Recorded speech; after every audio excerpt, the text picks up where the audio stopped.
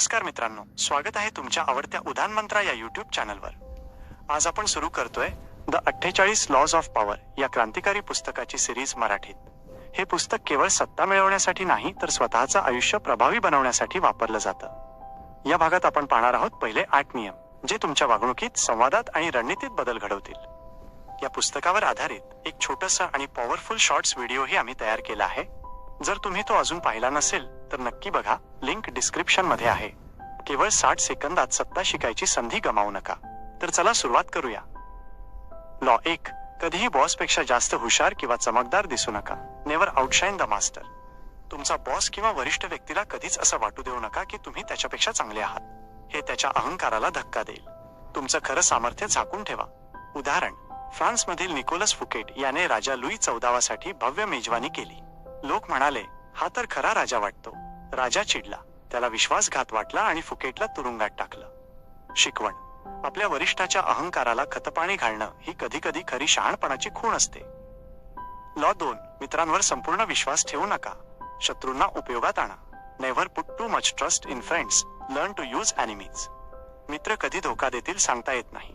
ते तुमच्यावर हक्क गाजवतील. शत्रू मात्र सावध असतो, कारण त्याला तुमच्यावर विश्वास संपादन करायचा असतो. उदाहरण, चीनचा सम्राट काओकाओ, त्याने आपल्या शत्रूंना दरबारात घेतलं. त्यांनी अधिक निष्ठा दाखवली, कारण त्यांना स्वतःचं स्थान टिकवायचं होतं. शिकवण, शत्रूंना तुम्ही कामाला लावल्यास त्यांना स्वतःला सिद्ध करावं लागतं. ते धोका देणार नाहीत. मित्र कधीही तुमच्यावर विश्वास गृहीत धरतात. लॉ 3, स्वतःचे हेतू लपवा. Conceal your intentions. तुमचा पुढचा डाव उघड केला की दुसरा माणूस तयारीला लागतं. म्हणून तुमची मूळ योजना नेहमी लपवून ठेवा. उदाहरण, स्टीव्ह जॉब्स ऍपल लॉन्च करताना शेवटच्या क्षणापर्यंत कोणताही प्रॉडक्ट ओपन करत नसे. लोकांच्या मनात उत्सुकता ठेवत असे. शिकवण, धक्का देणं ही सत्तेची शैली असते. कधीही पुढचा पत्ता दाखवू नका. लॉ 4, नेहमीच कमी बोला. ऑलवेज से लेस दॅन नेसेसरी. जास्त बोललं की तुम्ही तुमचं शस्त्र दुसऱ्याच्या हाती देता. शांततेत शक्ती असते. उदाहरण, जपानचे समुराई अत्यंत कमी बोलत. त्यांचा दरारा फक्त शांततेतून निर्माण झाला. शिकवण, तुमचं मौन दुसऱ्याला गोंधळात टाकतं. सत्तेचा वापर गप्प राहूनही करता येतो. लॉ 5, प्रतिष्ठा जपा. तीच सत्ता आहे. So much depends on reputation, guard it with your life. तुमचं नावच तुमचं शस्त्र आहे. प्रतिष्ठा गेली की सगळं गेलं.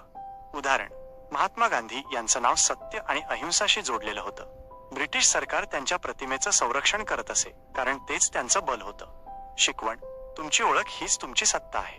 कुणी ती डागाळू देऊ नका. लॉ 6, लोकांचं लक्ष वेधून घ्या. Court attention at all cost. लोक ज्या गोष्टीकडे पाहतात तिथेच सत्ता आहे. अदृश्य राहणारा माणूस विसरला जातो. उदाहरण, एलॉन मस्क, त्याचे ट्विट्स, लॉन्चेस आणि इंटरव्ह्यूज सतत चर्चेत राहतो. शिकवण, जर तुम्ही केंद्रस्थानी राहिलात तर लोक तुमच्या आजूबाजूने फिरतील. लॉ 7, दुसऱ्याचं काम वापरा. क्रेडिट घ्या. Get others to do the work for you, but always take the credit. तुम्हीच सगळं केलं पाहिजे असं नाही. इतरांचं कौशल्य वापरा आणि विजयाची प्रतिमा तुमची ठेवा. उदाहरण, थॉमस एडिसन, अनेक वैज्ञानिक त्याच्यासाठी काम करत असत, पण शोध त्याच्या नावावर जायचा. शिकवण, स्मार्ट वर्क म्हणजे इतरांचं काम तुमच्या पद्धतीनं सादर करणं. लॉ 8, लोकांना स्वतःकडे येण्यासाठी भाग पाडा. Make other people come to you. Use bait if necessary. सत्ताधारी व्यक्ती कधीच मागं लागत नाही. त्याच्याकडे लोकच येतात, कारण त्याच्याकडे काहीतरी असतं. उदाहरण, सन झूचा एक डाव. शत्रूला वाटायचं तो वरचढ आहे, पण प्रत्यक्षात तोच सापळ्यात अडकलेला असायचा. शिकवण, तुमच्याकडे काहीतरी हवं असं दुसऱ्याला वाटायला हवं. त्यानेच सत्ता टिकते. ही होती द 48 लॉज ऑफ पॉवर मधील पहिले 8 नियम. स्पष्ट, शहाणपणाने वापरण्यासारखे आणि तुमचं आयुष्य बदलणारे. जर हे तुम्हाला आवडलं असेल तर नक्कीच लाईक, कमेंट आणि शेअर करा. कमेंटमध्ये सांगा, तुम्हाला यापैकी सर्वात उपयुक्त नियम कोणता वाटला. तुम्हाला हे पुस्तक वाचायचं आहे का? मग थेट खाली दिलेल्या डिस्क्रिप्शन मधली लिंक वापरा आणि द 48 लॉज ऑफ पॉवर आजच खरेदी करा. सत्ता, यश आणि डावपेच हे सगळं एकाच पुस्तकात आहे. आणि हो, पुढचा भाग लॉ 9 ते 16 लवकरच येतोय उदान मंत्रावर. तोपर्यंत लक्षात ठेवा, सत्ता म्हणजे खेळ आणि शहाणपण म्हणजे जिंकण्याचं शस्त्र. धन्यवाद.